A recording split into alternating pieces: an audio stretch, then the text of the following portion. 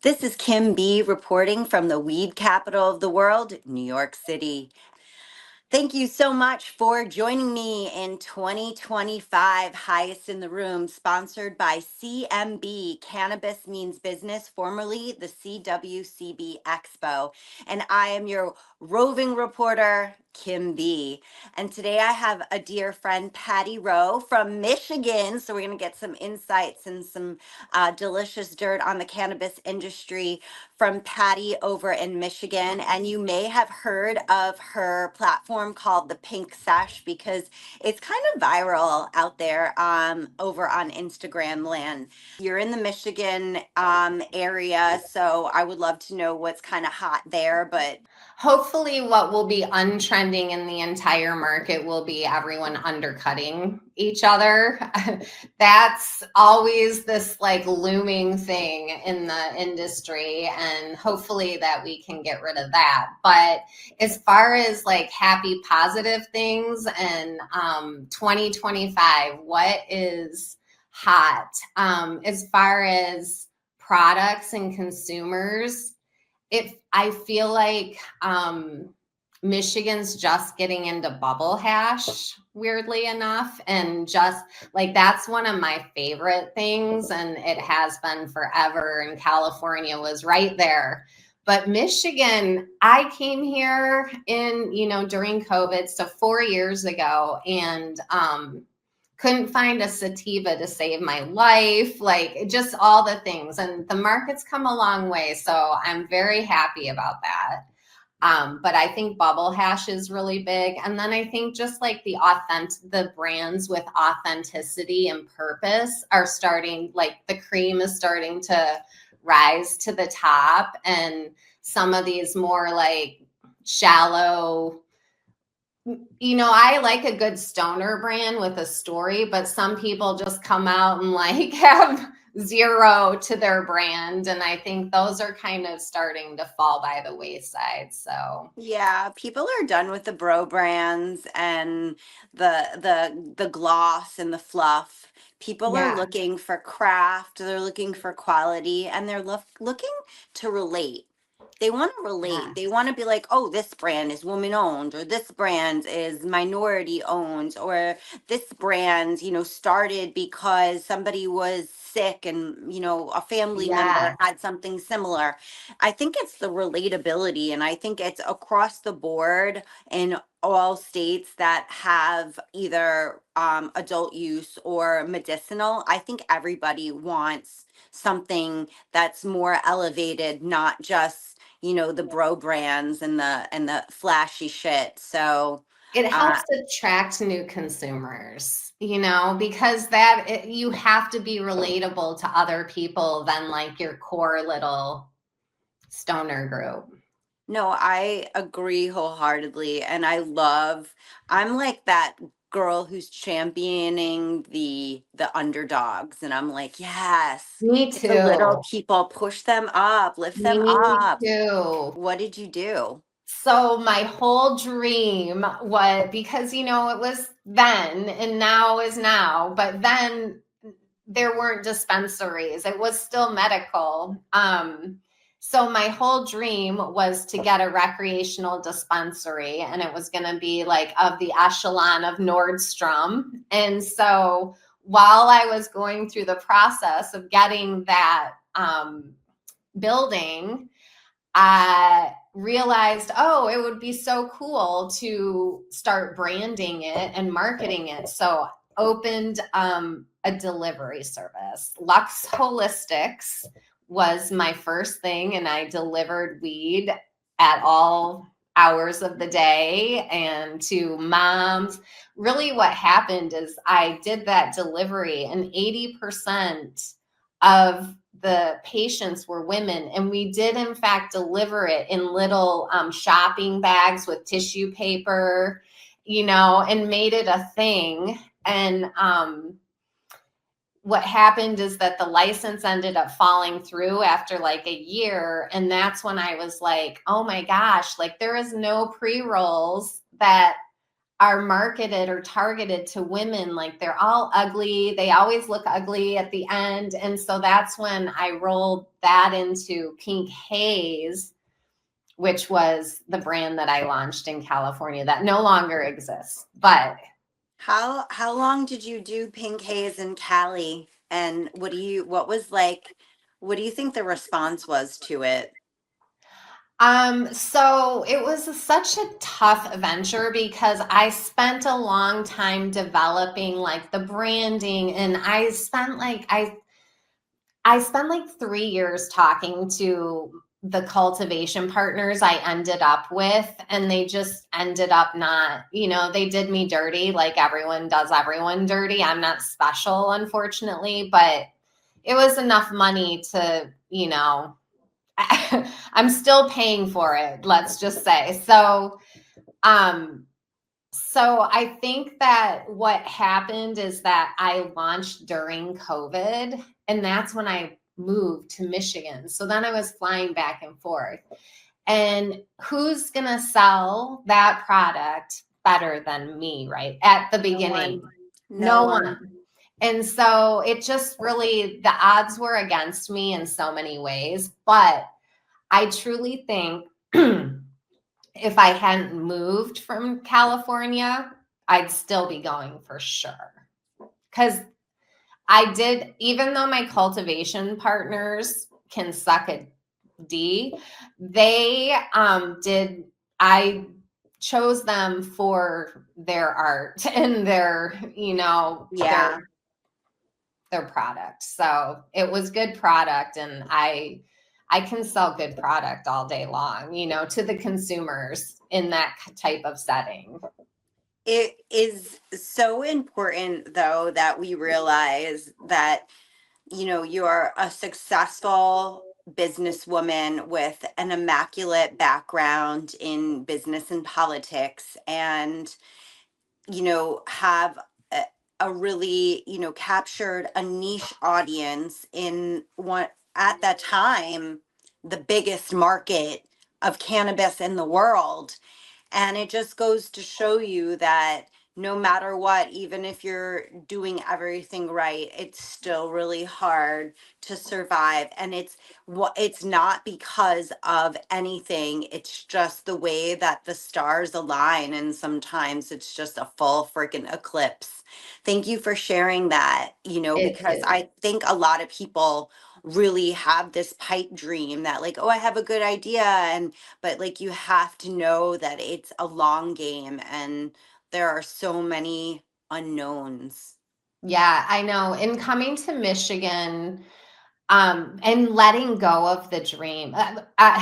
I have a friend who talks about the trauma bond that everyone has with cannabis, and it is because, and I've just started learning about this and kind of like dissecting what I went through, and it is hard because you're failing, and it's hard to succeed. It's hard to meet the right people at the right time for the right reason. Like you said, all the stars have to align, and then you start, misstepping, and your esteem starts going down, and it just is like this whole thing. And then you don't want to, like, if you leave or if you cut it, you failed, you put that final stamp. And I think, like, it was hard for me to put that final stamp down. And, my husband's like, hey,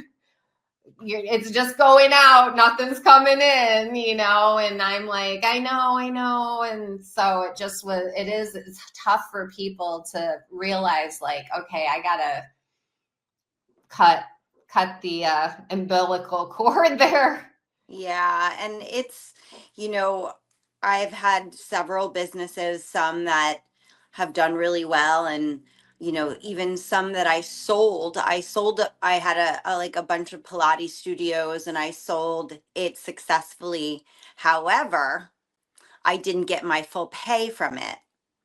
So the people that bought them were not successful. So I still didn't. I found that as a failure because I sold my business. I got enough to pay back all my loans and everything like that, but they stopped paying me, and the landlord, I sublet out the lease. The landlord sued me, and it was just so hard to come to the reality of I've got to start a new business, but I'm scared.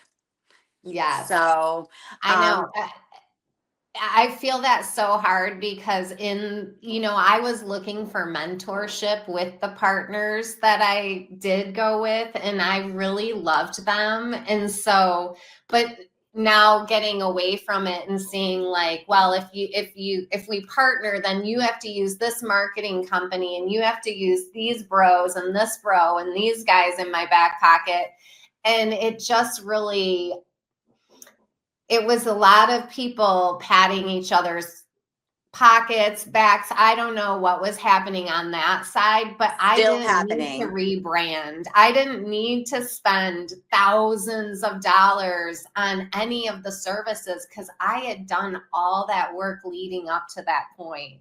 But I got tangled in the web and I was looking for mentorship. So in my head, they knew more than me. And now, you learn your lessons and you lick your wounds and you heal and do all the things and you come back better and stronger. Absolutely. And again, thank you for sharing because I was really excited to talk with you as there's so many new markets going online, right? It's like New York, New Jersey, Connecticut, and soon we're gonna Maryland. I just got my processing license in Maryland. And so there's all of these new markets coming on with all of these people coming in with this love for the plant and want to, make their brands, get in the dispensaries. It's not as easy as it sounds. And it's definitely not as pretty as it looks. So, but you had a turning point, Patty, and you gave up the dream. You had it all in the palms of your hands. And listen, we all have a tumultuous relationship with California cannabis, whether you were a trapper like me or you were someone who was, coming. I think, when did they go medical? Was it 2003, 2008? It was, I think it started in 98, and Yeah. I can't remember when it went actual medical, Eight. whatever it was. And then all the years later, over 10 years later, it finally, 10 years later, 2018, it went adult use. They're still having, it's still a shit show. And some of the first dispensaries that I ever went to, I had, of course, had my medical cannabis, certification for Cali. Everybody did. None of the dispensaries that I used to go to are still open. They're all gone. Tell us what you're doing in this turning point. And you created a platform, the Pink Sesh, which I mentioned before. How I started following you, kind of like a very cool platform that I think a lot of women really related to. So when did Yeah. you start the Pink Sesh, and So, why? yeah, so it's really funny because my real passion was Pink Haze, which was the products. And I just needed to make content one day out in San Diego, and I invited 6 random people from Instagram. And this is, 2016, where that wasn't happening as much yet. And so they came over. I provided weed and lunch, and I made them sign off that we could take pictures of them. And so, of course, they loved it and they posted the pictures, and then more women wanted to be part of it. And so, for me, it just felt good in the beginning. And plus, I was getting content to post. So, I kept doing it. Coming from politics, I was like, ooh, data. And so I started put up a website and started collecting, emails and data. And then, it just felt good. I saw women that were like, I don't know anyone. And then they had best friends, and I knew that they met them because of me. And so it just all kept kind of happening on the side of Pink Haze.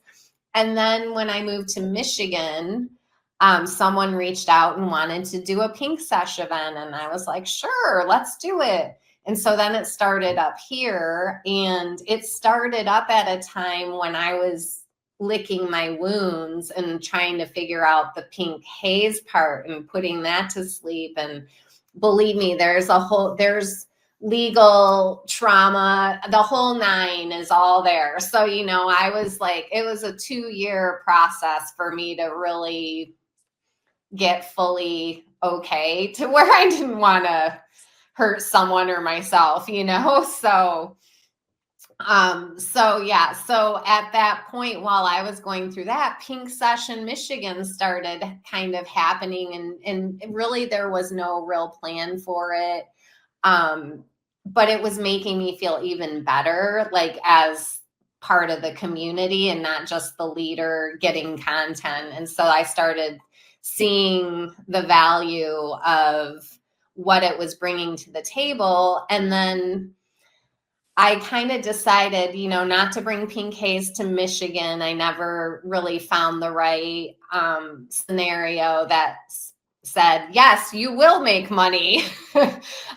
So I started, going into debt over Pink Sesh because I never started it to profit off of women. And so I never really charged enough to cover the events. And so slowly I started going into debt. And so this past year, I basically told the women, like, I need to either shut it down, or we could, talk about if you want to be involved in a nonprofit. We could start a 501c3 nonprofit to help the loneliness epidemic with women, doing many of the same things, but really define it and make this a real professional entity where we have programs that are helping women. So we made the tough decision to not focus our nonprofit around cannabis, because Pink Sesh really was just that, a bunch of women smoking pot together, and it was fun and they bonded. But when you keep doing that, it can start to become toxic. You need to get new blood in there, and it can become not a good thing. And so we realized that the loneliness epidemic stems throughout all of women, and perhaps some aren't cannabis users, and maybe they will be, because PS Society is cannabis friendly. We just don't focus on just cannabis, because we would hope that we'll be running things so smoothly and so clean that perhaps bigger grants will come one day. Who knows? I love that. And that is what you call fucking full circle, queen. And what is so important in this story, and why I was so really excited to have this conversation, is that it's an integration into the lifestyle. Cannabis industry is $1 billion industry, but wellness, healthcare, and women's needs is $1 trillion industry without 501c3 attached to it. And I think it's so important that we look beyond just this bubble that we have of cannabis, and look into integrating the business into other forms of business, because that's where the profit comes in. Everybody is so stuck on, I have to have a micro license, I have to have a license, I have to sell my brand, I have to be in the dispensaries. But I think it's been said so many times that people don't hear it. There are ancillary businesses that run parallel with the same philosophies, and you bring it all together, and that's how we make it rain, baby. Yes, exactly. I know. And It kind of it started unfolding one day when my husband told me that I wasn't attracting new people by blowing smoke at the camera. And it was hard to hear because I was having fun doing it. And, I was being comical about it all. But when he said that, it was like a punch in the gut because I talk about the cannabis industry being so incestual, but then I was kind of doing it too because that doesn't attract new people. That's kind of like offensive, probably. It's stinky, it's this. I love it, but Same. there's better ways to like introduce it than just like blah, in your face, et cetera, et cetera. So, Mainstream education is yeah, just a little different than hitting up the stoners, but we know where our roots are. that's I right. want to, before we wrap it up, I want to ask if you can give me like a 30-second blurb of advice that you could give people looking to enter the cannabis industry. Sure. Gosh, just be very intentional and go slow. It is not a sprint. And I feel like everyone is sprinting all the time. And that's where the mistakes, that's when you sign a contract that isn't covering you. You want it, don't want it too bad. I wanted it too bad. And I, didn't trust my gut enough. And so I think trusting your gut and don't want it too bad.